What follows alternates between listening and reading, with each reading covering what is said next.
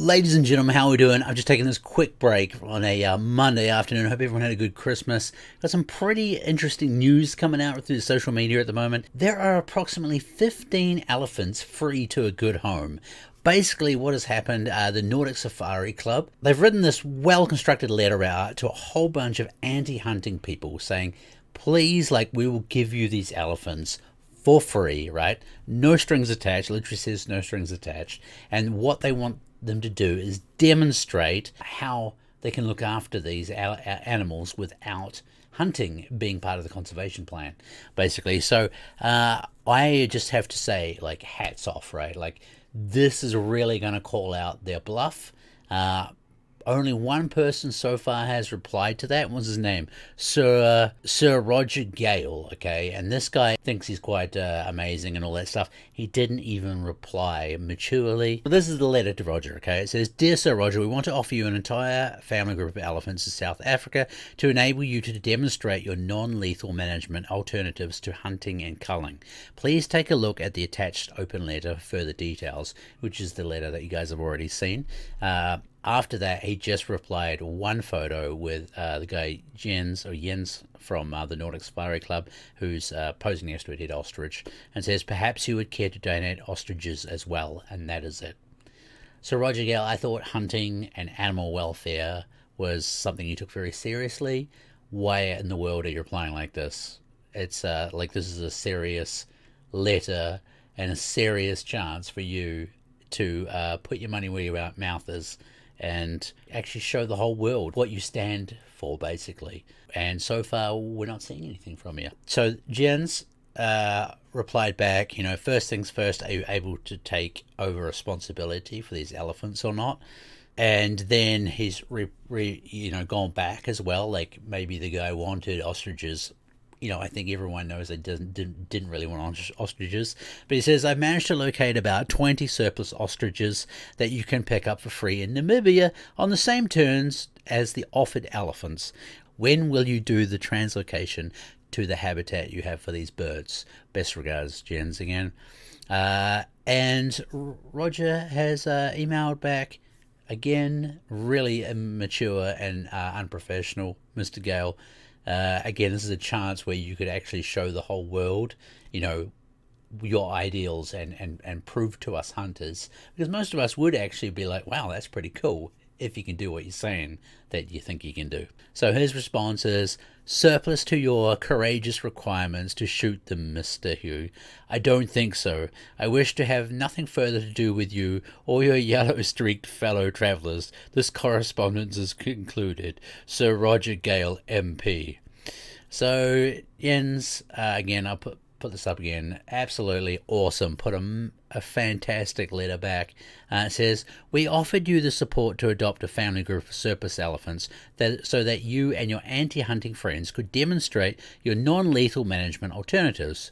You strangely responded by asking for ostriches. Although we didn't quite get the point in this diversion from your side, we found a landowner in Namibia with a surplus of ostriches on his land and offered you 20 on the same terms as the elephants.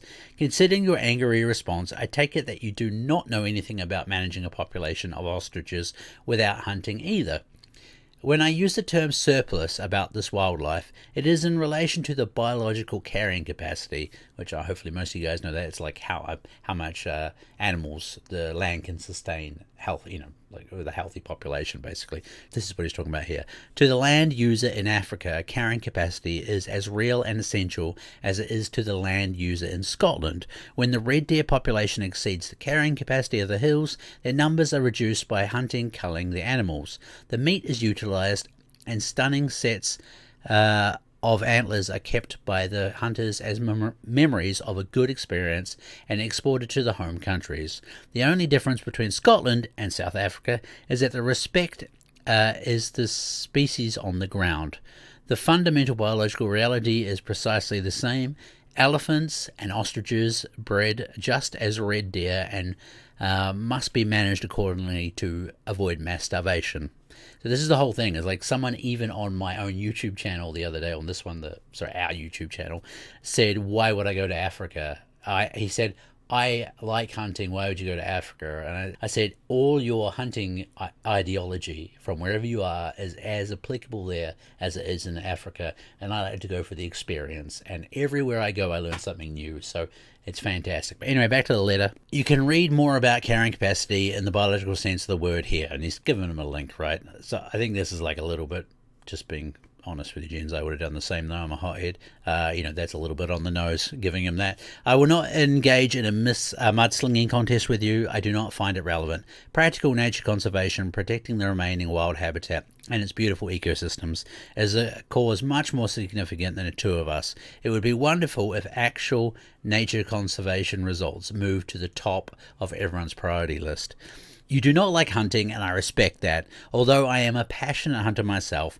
But to get rid of hunting and protect nature at the same time, you must demonstrate equally functional, non-lethal alternatives regarding the management of populations and the funding of wildlife habitat. You cannot handle a single group of elephants or 20 ostriches you ask for yourself. In that light, it's hard for me to believe that you have any viable solutions for the hundreds of thousands of square kilometers of wild habitat currently managed by hunting worldwide. Very good letter, Jens. I love it. And forgive me if it's Jens or Jens. I'm sure you've been called all sorts of things, the same as myself.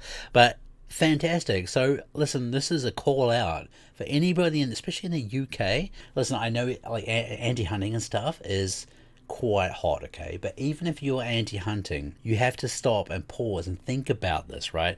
All these people that you are looking up to that have all these grand ways to save the African wildlife, this is their chance now. You need to put this onto them and say, like Ricky Gervais is on this letter. He's been sent it. He is very noisy, right? Where's his noise now? Let me read out the full list. So Roger Gale, we've already just talked about him. Will Travellers, the Born Free Foundation. Eduardo Calves. Never even heard of him. Carrie Johnson, Aspinall Foundation, Zach Goldsmith, Ricky Gervais, like I said, Peter Egan, Kevin Peterson, Piers Morgan, IFAW, Humane Society, United States, Peter, Sir Ranulph Fiennes, and Jane Goodall. Okay, so these are all people that will preaching to you guys about, being able to do management without hunting.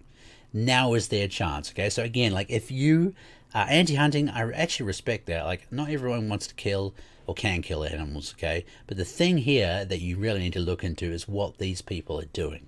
Why are they saying this? It's just money and good feelings, because now they have a chance, even if they all got together, right? Because you've got to have land and stuff like that, so they have to work it out. But surely there's conservation groups. Surely, PETA has enough money to buy some land in South Africa. It's not that expensive, actually. When I was down there, I had a look into it myself. And now that you guys have 15 elephants as a good base to try and prove these allegations, okay?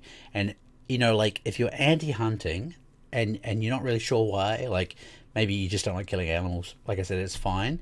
But if you are getting fed information from these people, okay, start to be a little bit cautious about it. Most of the stuff that you guys are seeing is lies, especially in the UK media, which is really sad.